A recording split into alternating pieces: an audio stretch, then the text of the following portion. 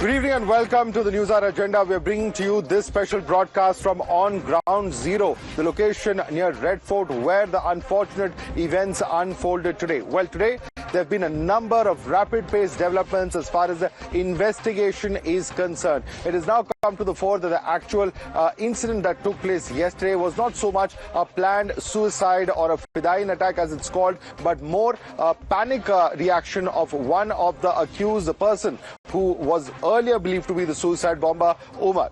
Well, today we have also seen how the Prime Minister, in fact, spoke out on this issue from Bhutan. He expressed, in fact, his condolences and also, of course, concern with the families of the deceased. Listening to what the Prime Minister had to say about the unfortunate turn of events yesterday. इस घटना की जांच में जुटी सभी एजेंसियों के साथ, सभी महत्वपूर्ण लोगों के साथ संपर्क में था, विचार विमर्श चलता था। हमारी एजेंसियां इस षड्यंत्र की तह तक जाएगी। इसके पीछे के षड्यंत्रकारियों को बख्शा नहीं जाएगा। All those responsible will be brought to justice.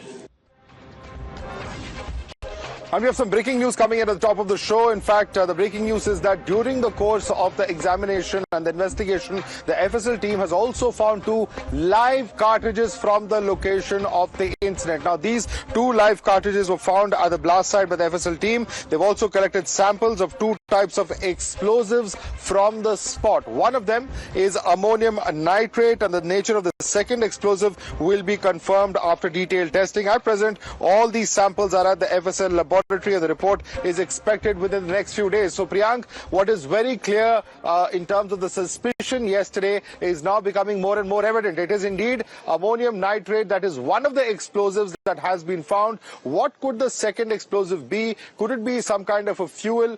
Could it be something that could have exploded from the fuel that the vehicle perhaps had on board? What are your sources telling you, Priyank?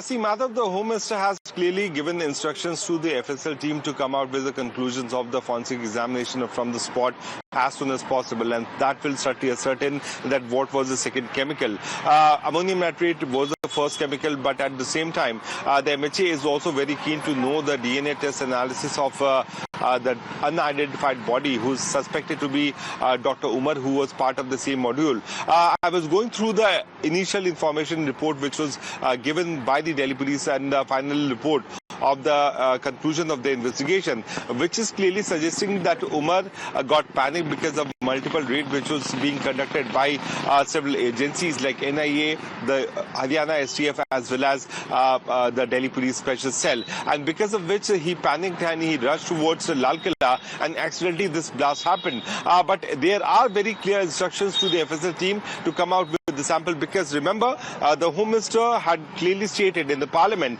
that once this Mahadev operation happened, the ballistic report should come out as soon as possible. That's why the weapons were taken to Chandigarh laboratory.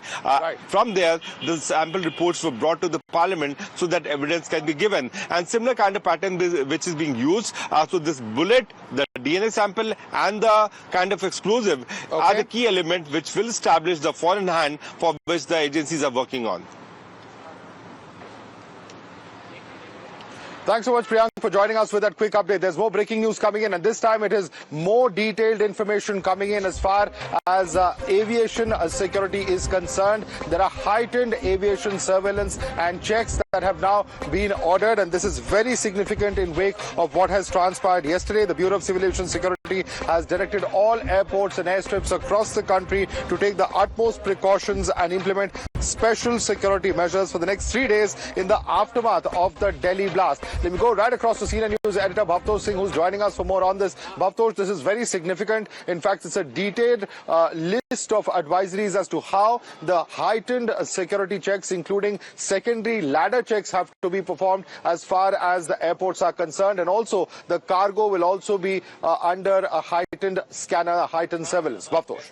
Yes, Madhav, in fact, we have gone through a note that has been issued by the Bureau of Civil Aviation Security, in which they have asked all the security agencies or apparatus that there are at the airport or various airports, including, as you rightly said, the second ladder check. And importantly, they have also said that there would be random check of all air passengers. They have also said that checks can also happen at the customs.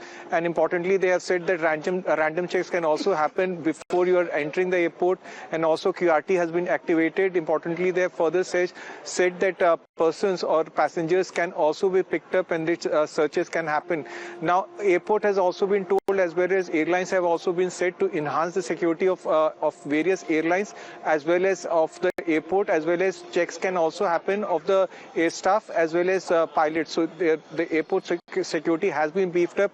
Whether it is linked with the terror incident that has happened at the Red Fort, or whether it is a precautionary measure, that has not been made clear in the note that we have accessed. Absolutely. Bhavtosh, stay with us. Let me quickly open this up and introduce our panelists. Joining us with us is Mr. Ranjan Dwivedi, former DGP of UP. We have with us Mr. Ashok Kumar, former DGP of Uttarakhand. To my right is Major General Sanjay Soy, retired defense expert. We have Mr. Baljit Singh Kasana, former DIG of BSF and Squadron Commander of NSG. Sushil Pandit, activist, also joins us for this special broadcast from the site of the Red Fort attack that we saw, where the unfortunate incidents took place yesterday. Let me start with you, Major General Sanjay Soy. In terms of the heightened aviation security alert, do you think this is a routine procedure, or do you think, given the detailed order that has come out, which Bhavtosh was describing to us, that this could be on the basis of some specific information that security forces have before them?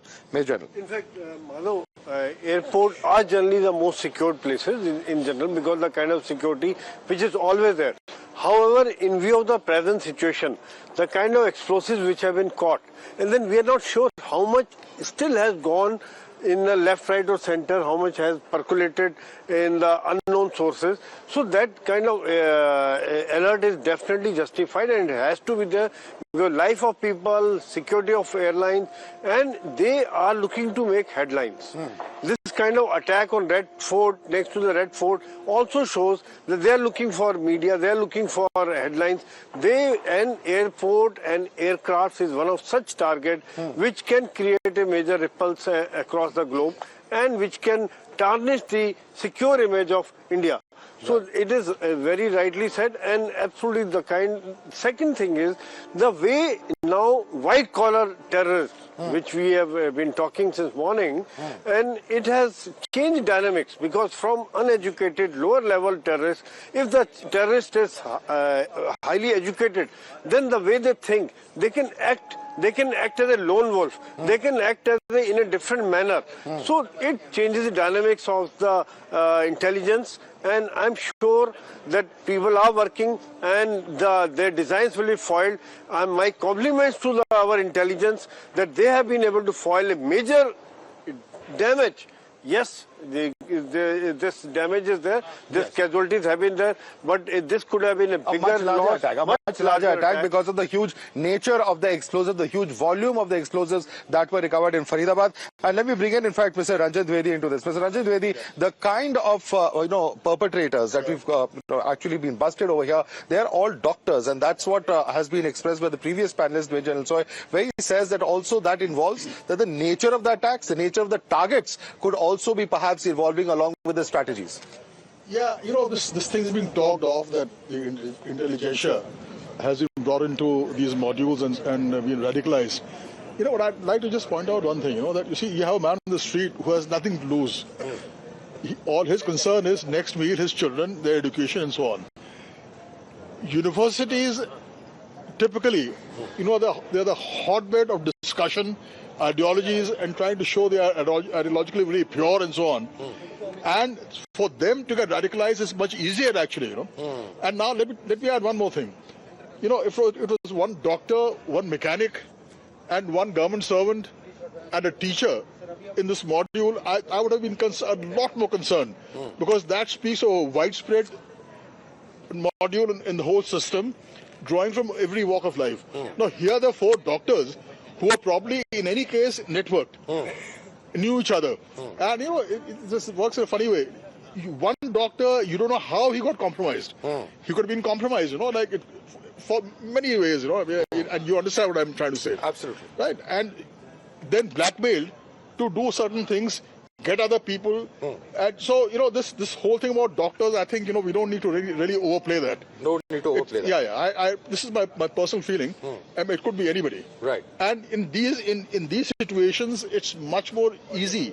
It's much easier for the intelligentsia to get into it in a university situation. Right. I'm going to come back to you on the point of the doctors and the accused who are involved. But I want to bring in Mr. Baljit Kasana on the news that we just broke a short while ago. Earlier today, we were told that there were about 80 kilograms of ammonium nitrate that were possibly on board that car. And now we have a confirmation coming in that as far as the FSL is concerned, they have confirmed to us that at least one of the explosives that had traces have been found out was indeed ammonium nitrate. Now, the bigger question is that, how significant is this? Because we were talking about an earlier tranche of about 2,900 odd kilos of ammonium nitrate. How significant is this finding from the point of view of security?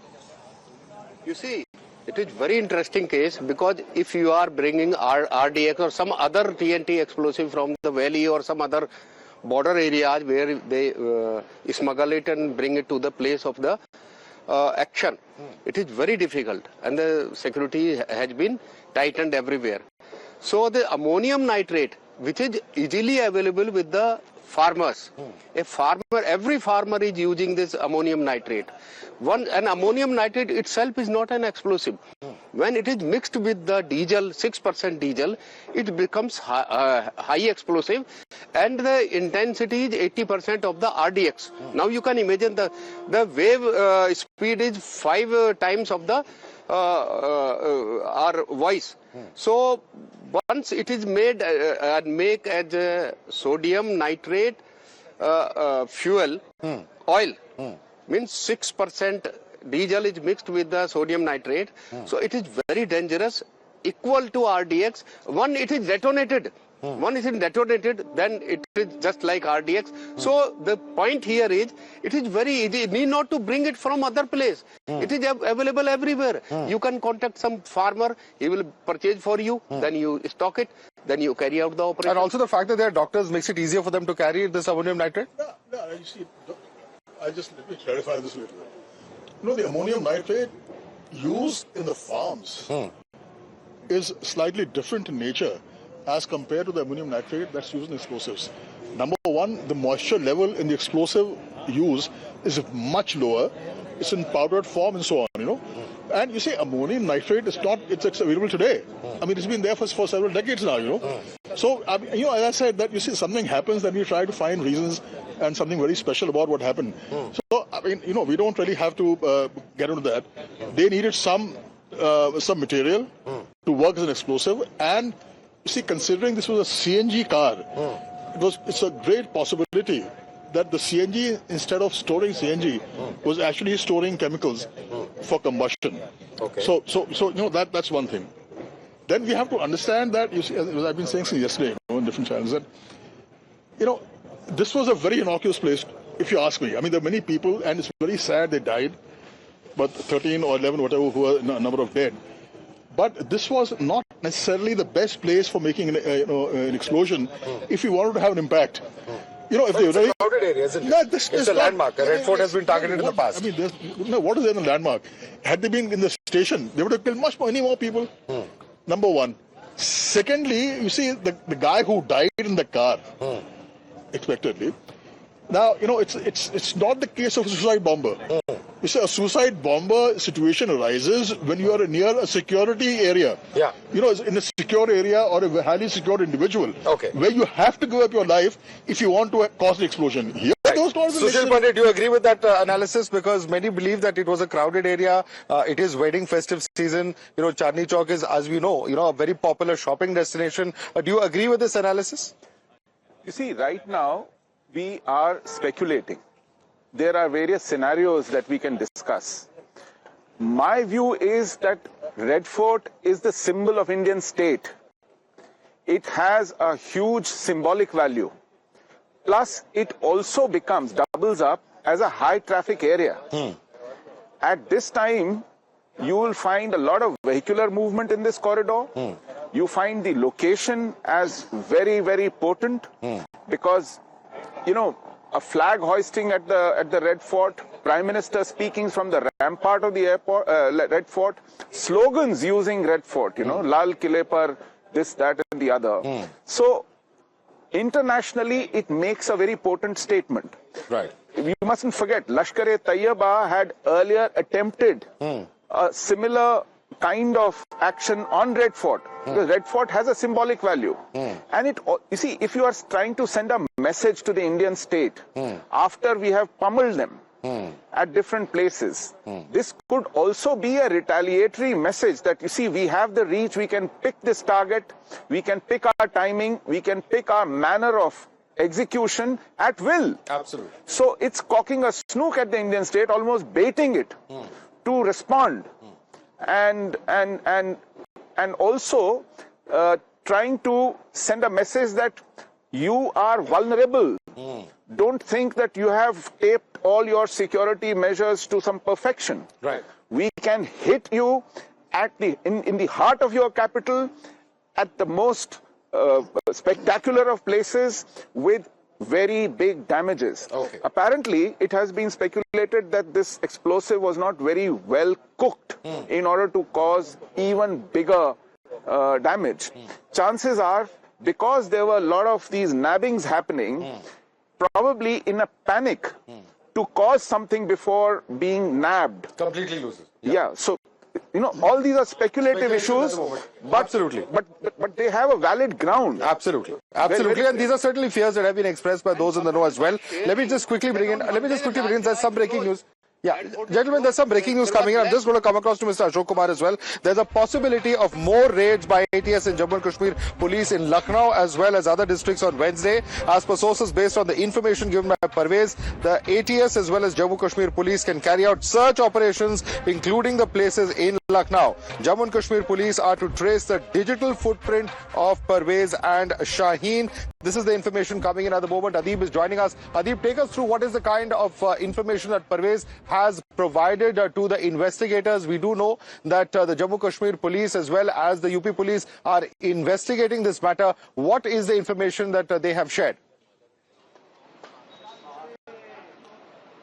Certainly see they have taken Parvez into the custody of Uttar Pradesh police and Jammu Kashmir police. Earlier in the morning, his house was raided in Madhav and his sister's house was raided in the Lalbagh area of Lucknow. And now what we are learning from our sources is that Dr. Parvez has given some credible information to UP ATS and Jammu Kashmir police. And based on these information, more raids are expected to be carried out in Lucknow, in Saharanpur districts and the other districts of Uttar Pradesh as well, because Shaheen and Dr. Parvez was very much active in Lucknow. They were active in Saharanpur, as well as Dr. Adeel, who is the key suspect in this case. He was active in Saharanpur. In fact, he used to live in a rented accommodation in Saharanpur, and that's the reason the sources are saying that more raids are expected to be carried out on Wednesday by Uttar Pradesh ATS. They will be helping out the Jammu Kashmir police, mainly the operations of the Jammu Kashmir police. ATS will be helping out in this particular investigation. And what we are learning is that they are going to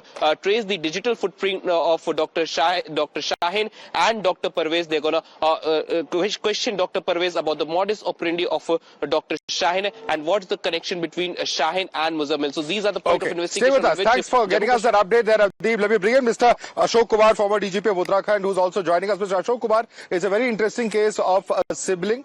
We've seen the case of Dr. Shaheen and Dr. Parvez. They are not from Jammu Kashmir. They happen to be from Lucknow, and the Jammu Kashmir police has been investigating, and Mr. Parvez, who's one of the accused, has also been giving out detailed information on the basis of which more raids are expected in Saharanpur and other districts of Uttar Pradesh. Very interesting, because here is a person who's not connected with the other three individuals who perhaps studied in medical college together. How do you think that these dots will be joined together by the investigators? Because there are many questions as to how all of this indoctrination happened. See, firstly, it appears to be a very big module. It is not as simple as it looks to be, because the planning was far bigger. They would have maybe detonated and carried out blasts in many cities at the same time. The volume of explosive speaks. It could possibly be serial blast. Yes, it could be serial blast. Okay. That is the plan. That is the plan from their handlers from across the border. This is what I believe. So, just thinking that just one group of terrorists living in Kashmir only may be there, because the first time after 11 years they have come out to interland. In last 11 years they were confined to Kashmir only, or maximum Punjab. So this time this was a very, very big plan, and I believe that there will be far more number of terrorists, far more, this module is going to be very big. And Mr. Umar has carried it out because he feared nabbing, that police will catch him and then take out many things out of him. So his handlers only would have told him, you do whatever you can, otherwise you...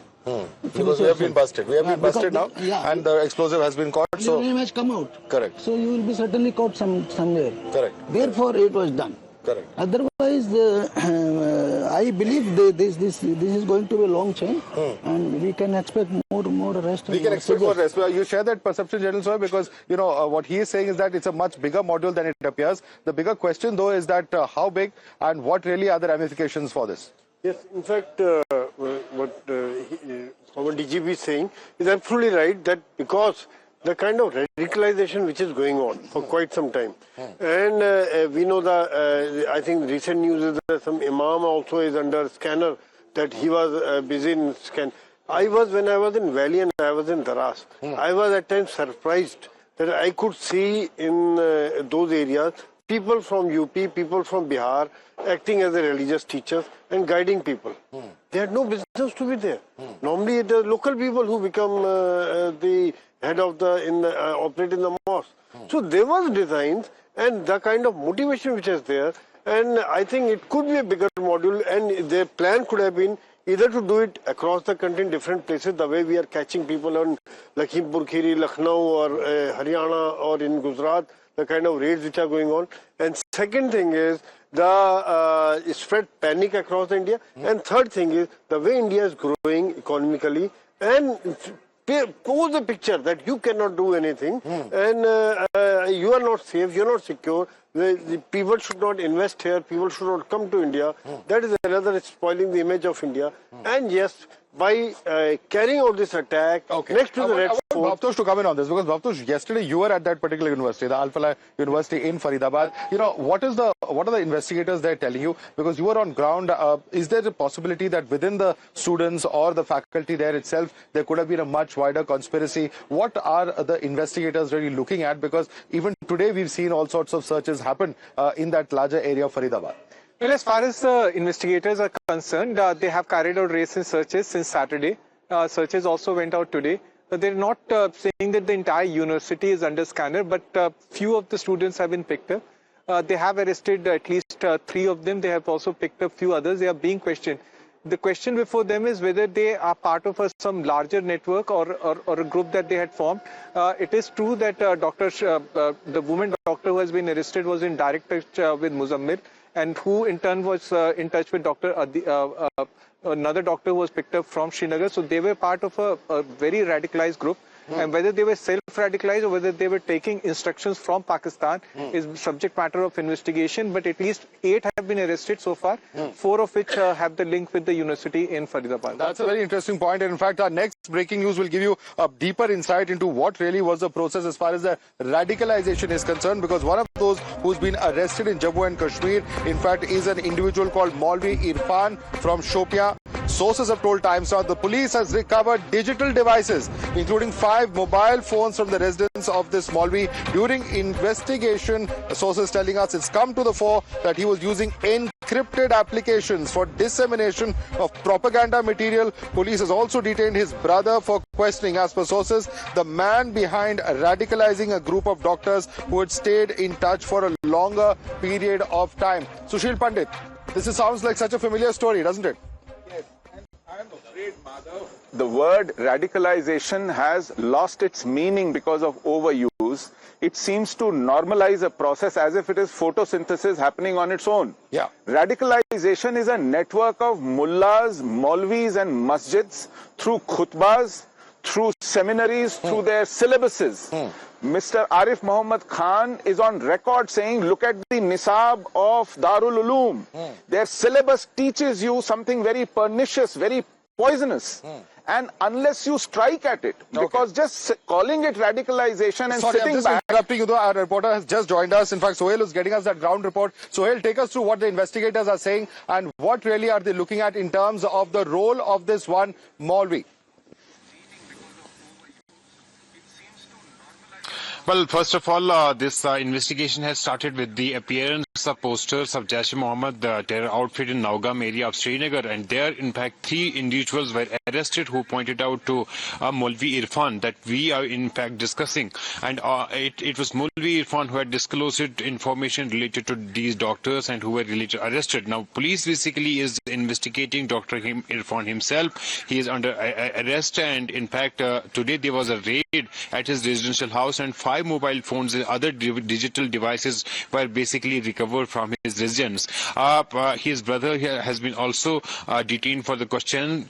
This is what we are picking up from the sources. Now, police is basically looking out and in fact trying to trace his digital connections with cross-border handler. This is where police is basically interested in investigating his links with cross-border handlers, and in fact there they see in fact they could again pick up some leads where in fact this whole module and their links with cross-border handlers of Jaish terror outfit will come out. That's the primary in fact interest of the investigation here in Jammu and Kashmir police. But at the same time they're also looking for the primary and secondary. We'll keep coming back to you for more details as far as this investigation is concerned. Multiple cities, multiple state police who are in fact part of this investigation, from Haryana to Delhi to Jammu and Kashmir and even Gujarat, who are going to be looking into the details as far as this case is concerned. But let me take this question right back to Mr. Ranjan Dwivedi. Mr. Ranjan Dwivedi, it's going to be very interesting to see how this case, in fact, the investigation pans out, because here is an individual who's believed to have been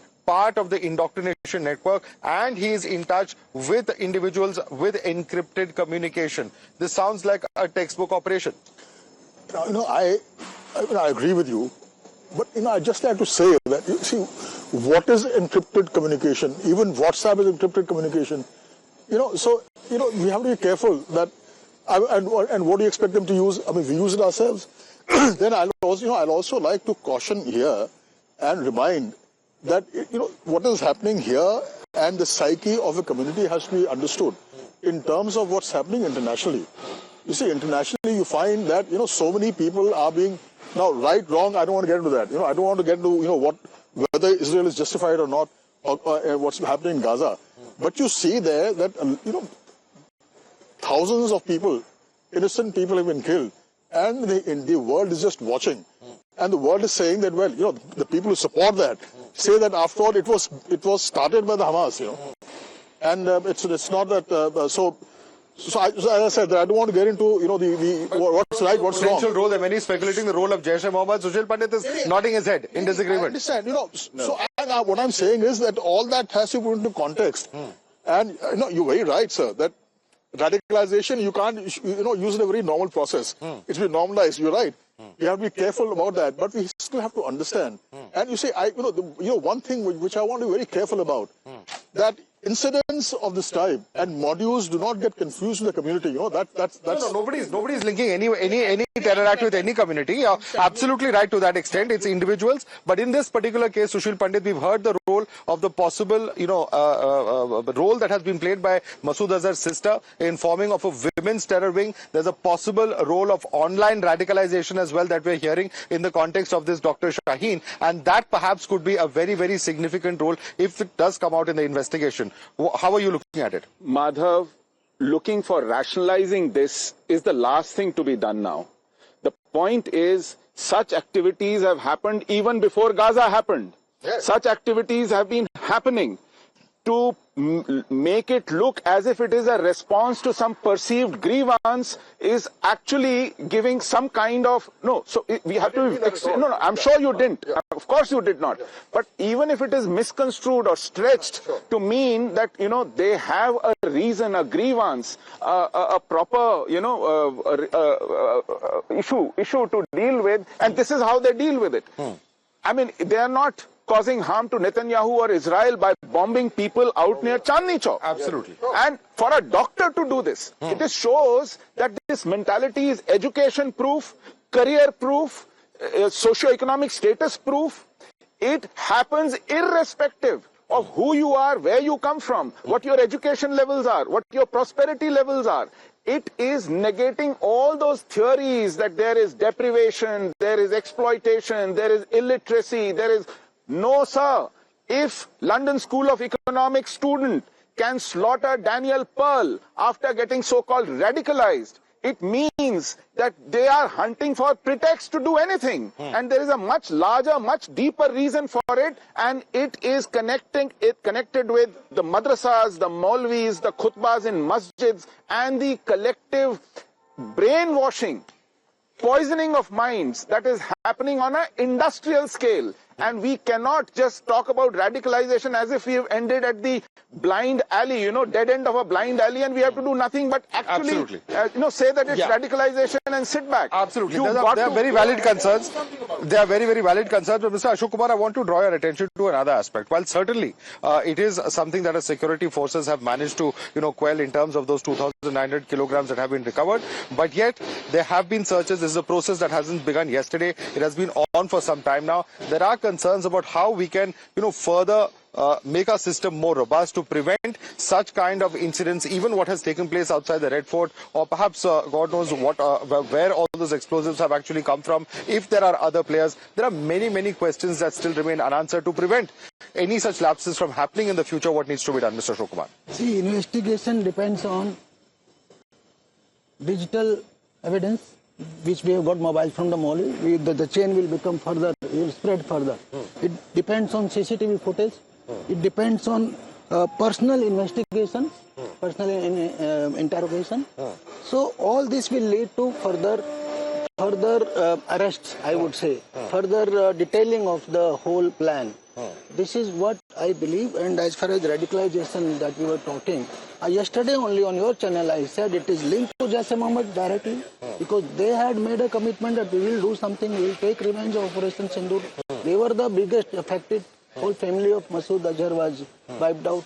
So it is a direct link that I see, and radicalization is far deeper. It is not just these 3, 4, 5 people. It will be into thousands, and we have to get to the bottom of all that. Right. It's a matter of concern for us, caution for us. The whole country has to be united, because it's again a declaration of a war against India. Right. At the moment, there is no formal announcement of this, but Mr. Kasana, do you agree with him when he says that there is a stamp of Jaish-e-Mohammed in this? You're somebody who spent a considerable amount of time in Jammu and Kashmir, and even in Pulwama, to be specific. Do you see that pattern over here? Well, it is totally different pattern, first of all. And similarities are always drawn, but there are certain differences also. Like in this case, he starts in his car at 8 o'clock in the morning, roam around in the entire city, stayed there in the parking for 3 hours almost, then come down, and then he is causing this suicidal attack. If it is really Umar, so. But now here comes. The previous cases took place when the explosive was placed at particular place, and thereafter it was ignited. Here in this case it is totally different. Now I have certain point here. Like he started in his car at 8 o'clock in the morning, stayed there was nothing. He was not motivated to suicide. But when he stayed in the parking, because he was scared, what should you do? I think he was asked to get the shelter for himself, but he could not get it. So he might have been directed, now you do or die. It is the case of do and die with you. You do something. But he was not motivated for that purpose. So he was motivated. Then second thing, any suicidal, because I have seen in Valley also, the suicidal attack always happens under the drug influence. The individual is heavily drugged, and once under that influence of drug, he carried out the suicidal attack. Though the person who is close vicinity of him, that is sentry of the post, he martyred. Otherwise, he is not able to carry out any pinpoint or aimed target hit, and generally they die. Okay. So in this case also, He was then asked to take drug. Under the influence of drug, he had certain motivation, and he was motivated also. Okay, that is his theory. Bhavtosh, do we know what happened in those 2-3 hours after he parked his car? Did he meet somebody? Did he talk to somebody? Did he try to find shelter somewhere? Are the investigators telling you anything about what happened once he came to the Red Fort area and until the time that the blast took place? Well, as of now, there is no clarity. He was not carrying any mobile phone with him. There is no electronic exchanges with anyone. But yes, he was alone. I was there at Faridabad. Those searches got over at around 4 p.m. At that point of time, Jammu and Kashmir police left from there. And then there is a very interesting tweet that was put out by J&K police that yes, we are watching you. That was around 6:10 in the evening. The blast happened at around 6:50. You can run, but you can't hide. You can run, you can't, something to that effect. And at 6:52 p.m., this blast happened. So it could be possible that that tweet something could have relayed in between. And 6:52 he blasted or something happened. And then 6:56 was the first time that the PCR call was made. So there is a chain of events. And he left Faridabad at around 7:13. 8:13 he was spotted at Apollo Hospital. So he was roaming around. At 11, the Faridabad police commissioner held a press conference. At 1 p.m, the first tweet was put out by Jammu and Kashmir police.